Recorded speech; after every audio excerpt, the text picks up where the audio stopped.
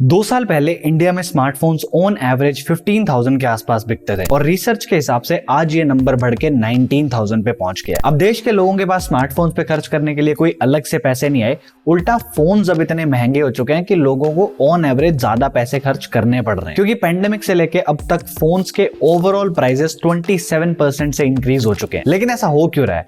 बहुत ही लंबी स्टोरी है और स्टोरी की स्टार्टिंग होती है रूट से, यानी कि पेंडेमिक से। ये सबको पता है कि दुनिया भर में चिप शॉर्टेज हो रखा है और उसकी वजह से प्राइसेस बढ़ गए हैं। इसकी एक्सप्लेनेशन भी मैं आपको दूंगा, लेकिन ये चीजें तो है मेजर कंपोनेंट शॉर्टेज।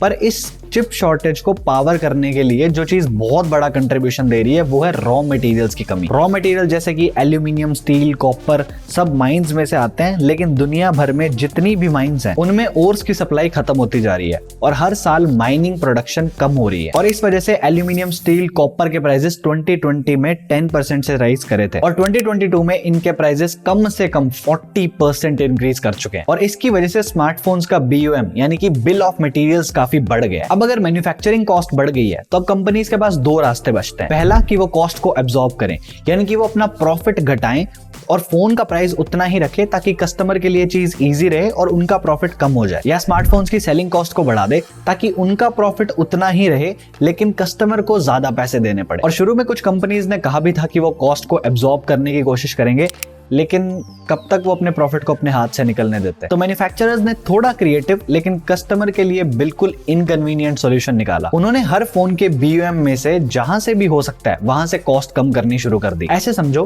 कि BOM के अंदर स्मार्टफोन्स के प्रोडक्शन और रॉ मटेरियल की कॉस्ट नहीं आती और बहुत सारी चीजें होती हैं, जैसे कि शिपिंग कॉस्ट और वेयर हाउसिंग की कॉस्ट भी इसी के अंदर काउंट होती है। तो अब इस चक्कर में स्मार्टफोन मैन्युफैक्चरर्स ने चार्जर्स देना बंद कर दिया। ऐसा करने से चार्जर की मैन्युफैक्चरिंग कॉस्ट निकल जाती है, शिपिंग कॉस्ट कम हो जाती है क्योंकि फोन का डब्बा लाइट रहेगा और इस वजह से वेयर हाउसिंग भी सस्ती पड़ेगी क्योंकि डब्बों का साइज आधा हो चुका है। इतनी सारी कॉस्ट सेव हो रही है, लेकिन मैन्युफैक्चरर्स ने अपने फोन की प्राइसिंग में से एक भी रुपया कम नहीं करा। अब ये तरीका काफी मैन्युफैक्चरर्स ने अपने हाई एंड फोन्स के साथ यूज करा है। बट अगर मैन्युफैक्चरर ने चार्जर इंक्लूड किया है, जैसे कि हमारे लो टायर फोन्स जो होते हैं उसमें चार्जर आता है अभी भी, तो हो सकता है उन्होंने फोन्स की ओवरऑल बिल्ड क्वालिटी में से वो कॉस्ट रिकवर कर ली हो, जैसे लेटेस्ट गोरिल्ला ग्लास ना लगाकर हाई क्वालिटी प्लास्टिक पॉलीकार्बोनेट वाला ग्लास लगाना, या लेट्स से वायरलेस चार्जिंग ना देना। ये बहुत ही छोटी छोटी चीजें हैं, अगर ध्यान से नहीं देखेंगे तो शायद दिखेगी भी नहीं। और इस सारी सिचुएशन का बहुत बड़ा इंपैक्ट लो टायर फोन्स पे है, क्योंकि इन फोन्स पे प्रॉफिट मार्जिन तो पहले से ही कम था। इन फोन्स की कॉस्ट भी बढ़ गई है और इनके अंदर से वैल्यू भी कम हो गई है, क्योंकि कहीं ना कहीं इनकी बिल्ड क्वालिटी में कुछ कॉम्प्रोमाइज किया गया है। तो अब इन सारे फैक्टर्स को अकाउंट करने के बाद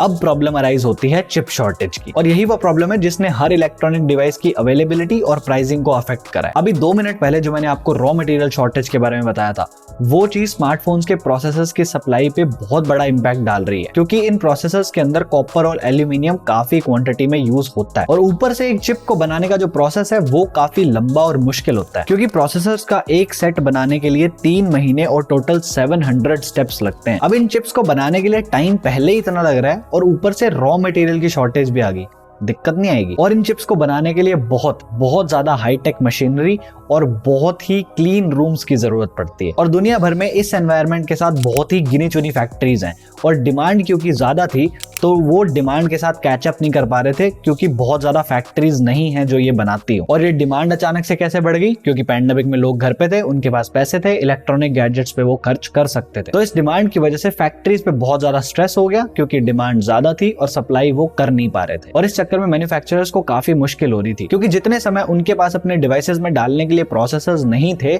उतने समय उनका बहुत लॉस हो गया था। तो उस लॉस को कवर अप करने के लिए इन्हें फोन्स के प्राइसेस बढ़ाने ही पड़े। लेकिन इस लेकिन की बात हम थोड़ी देर में करते हैं, क्योंकि पैंडेमिक की वजह से सप्लाई चेन में भी बहुत डिसरप्शन आई है। लेकिन इन सारे फैक्टर्स को छोड़ के प्राइस हाइक के अंदर एक और बहुत बड़े फैक्टर का मेजर रोल रहा है, और वो है US चाइना ट्रेड वॉर। और अगर आपको क्यूरियोसिटी है कि इस सब का बेसिस क्या है, कि कैसे US और चाइना इतने पावरफुल नेशन बने, तो आपको बहुत सारी हिस्ट्री पढ़नी पड़ेगी, लेकिन किताबें पढ़ना सबके बस की नहीं है, तो है ना इलाज कुकू FM। यहाँ आप how America became super power या हाउ चाइना गॉट रिच जैसी ऑडियो बुक्स को हाई क्वालिटी ऑडियो में सुन सकते हो, वो भी हिंदी, इंग्लिश और भी रीजनल लैंग्वेजेस के अंदर। कुकू FM इंडिया का लीडिंग ऑडियो शो प्लेटफॉर्म है, जहाँ पे 4000+ आवर्स का कंटेंट अवेलेबल है। बहुत सारी सेल्फ हेल्प बुक्स जैसे कि एटॉमिक हैबिट्स या फिर जियो पॉलिटिक्स रिलेटेड कंटेंट, और काफी सारी ऑडियो बुक्स आप यहाँ पे हाई क्वालिटी ऑडियो में सुन सकते हो। और अगर आप सुनना चाहते हो तो पैसे भी आधे देने हैं, क्योंकि अगर आप मेरा कूपन कोड TECH50 यूज करते हो तो इनका 1 साल का सब्सक्रिप्शन आपको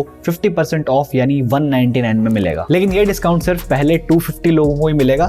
तो डिस्क्रिप्शन में दिए गए लिंक से कुकू एफएम को डाउनलोड करो और ये सारी ऑडियो बुक्स एक्सेस करो। और अब हम स्टोरी पे वापस चलते हैं। और अब इस chip shortage, raw material shortage के साथ एक बड़ी प्रॉब्लम और आई, वो थी सप्लाई चेन डिसरप्शन। अब कोविड से पहले तक सारे फोन्स ऑलमोस्ट चाइना में मैन्युफैक्चर हो रहे थे और पेंडेमिक स्टार्ट भी वहीं से हुआ था। और पेंडेमिक शुरू होते ही हर कंट्री ने चाइना से इंपोर्ट एक्सपोर्ट्स बंद कर दिए। चाइना में भी फैक्ट्रीज को बंद कर दिया गया और प्रोडक्शन पूरी तरह से रुक गया और कंपनीज को फिर से भारी लॉस हुआ। और चाइना से एक्सपोर्ट्स खुलने के बाद भी काफी सारे ट्रेड रिस्ट्रिक्शंस रहे और इन्हीं लॉसेस को फिर से रिकवर करने के लिए मैन्युफैक्चरर्स को प्राइसेस बढ़ाने पड़े। लेकिन ये तो थोड़े एक्सटर्नल फैक्टर्स थे, पर यहाँ पे भी कुछ गेम्स चल रहे थे, उनकी बात करते हैं। अब जो फोन्स हैं वो इतने इंपॉर्टेंट हो गए हैं कि अब लोगों की डिमांड भी बढ़ गई है। उनको सबसे फास्ट स्पीड, सबसे लंबी बैटरी और ओवरऑल अपने पैसे के लिए सबसे बढ़िया एक्सपीरियंस चाहिए। अब अगर नए प्रोसेसर, ज्यादा तेज बैटरी, ज्यादा तेज रैम, ये सब अगर नया चाहिए तो पैसे भी तो थोड़े ज्यादा देने पड़ेंगे। फॉर एग्जाम्पल, सैमसंग ने फोल्ड बनाया, 1.5 लाख रुपए का फोन है।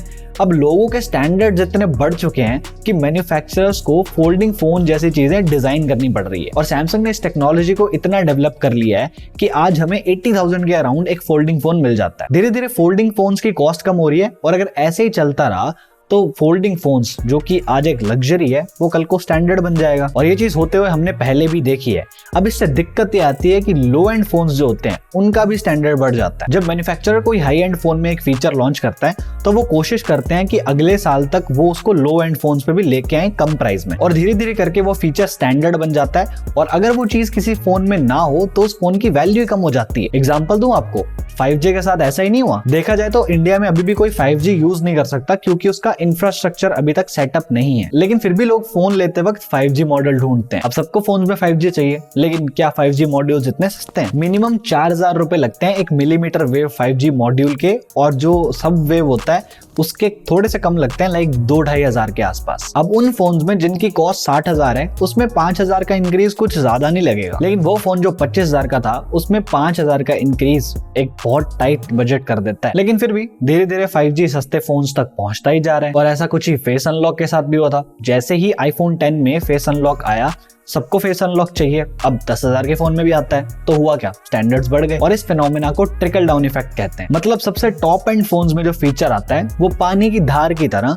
धीरे धीरे लो एंड फोन्स तक पहुंच जाता है, लेकिन साथ में स्टैंडर्ड्स और कॉस्ट को भी बढ़ा देता है। और जहां तक बात रही एंट्री लेवल फोन्स की, जिनको हमेशा सस्ता ही रहना चाहिए था, तो इंटरनेशनल डेटा कॉर्पोरेशन ने अपने एक इंटरव्यू में बोला था, rising components cost mean the brands are not finding the entry level which makes up almost 75% of the market by volumes as profitable, choosing to move up the price ladder to the mid premium segment with higher margins। मतलब component cost की वजह से जो entry level phones है वो इतने profitable नहीं रहे।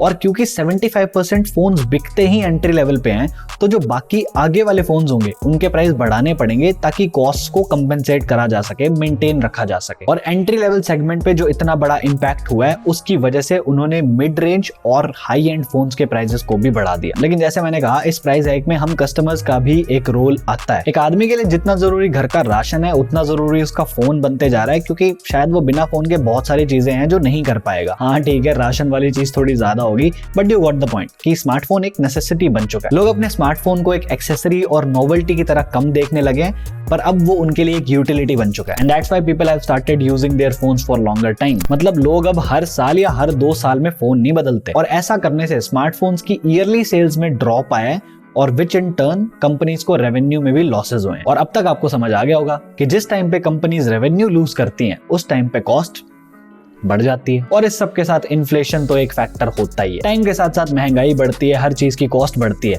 लेकिन अगर नेचुरल इन्फ्लेशन रेट के हिसाब से भी चले ना, तो भी फोन इतने महंगे नहीं होने चाहिए थे। एक चीज और है जिसकी वजह से प्राइसेस अफेक्ट हुए हैं, जो कि जीएसटी है। पिछले साल जीएसटी फोन्स पे 12% से 18% कर दिया गया, तो वो भी एक फैक्टर है। अब एक बात देखने वाली ये भी है कि ब्रांड्स ने स्टेप्स लिए हैं कॉस्ट कम करने के लिए, जिससे कि वो खुद लॉसेस में ना जाएं। लेकिन चिप शॉर्टेज अब ठीक हो रही है, सप्लाई चेन भी स्टेबल हो चुकी है, सारे ट्रेड रिस्ट्रिक्शंस भी ऑलमोस्ट खुल चुके हैं। यानी कि जितने भी टेम्पररी फैक्टर्स थे वो धीरे धीरे ठीक हो रहे हैं, लेकिन प्राइजेस तो फिर भी बढ़ रहे हैं, कम तो नहीं हुए। और रेवेन्यू, एप्पल का रेवेन्यू 2022 में 5% से बढ़ गया, सैमसंग का 4% से बढ़ गया और Xiaomi का तो पूरा 20% से बढ़ गया। और इसमें नोट करने वाली सिंपल सी बात यह है कि सेल्स कम हुई है, बढ़ी नहीं है। ये जो रेवेन्यू इंक्रीज हुआ है ये प्राइस हाइक की वजह से ही हुआ है। अब स्मार्टफोन के प्राइसेस पैंडेमिक की वजह से लगा लो, चिप शॉर्टेज की वजह से लगा लो, जिसकी वजह से भी लगा लो, बढ़े हैं, वो अब कम नहीं होंगे। क्योंकि जैसे जैसे सिचुएशन बेटर होती जाएगी ये टेम्पररी फैक्टर्स ठीक होते रहेंगे और कंपनीज के प्रॉफिट तो बढ़ते ही जाएंगे, क्योंकि हरी पत्ती जितनी ज्यादा हो उतनी ही कम लगती है। अब अगर इस सारी महंगाई के बीच में आपको सही फोन खरीदना सीखना है तो वो वीडियो ये रही लेफ्ट में। और अगर आपको एंड्रॉइड अपडेट्स की बुरी हालत को समझना है तो वो वीडियो ये रही। और कुकू एफएम को चेकआउट करना मत भूलना, एक बहुत ही अच्छा ऑडियो शो प्लेटफॉर्म है। डिस्क्रिप्शन में और पिन कमेंट में लिंक है, आपको 50% ऑफ भी मिलेगा। But for now this is it from my side. Thank you so much for watching. I am Devanshu and I am on leave till the next one. Bye bye.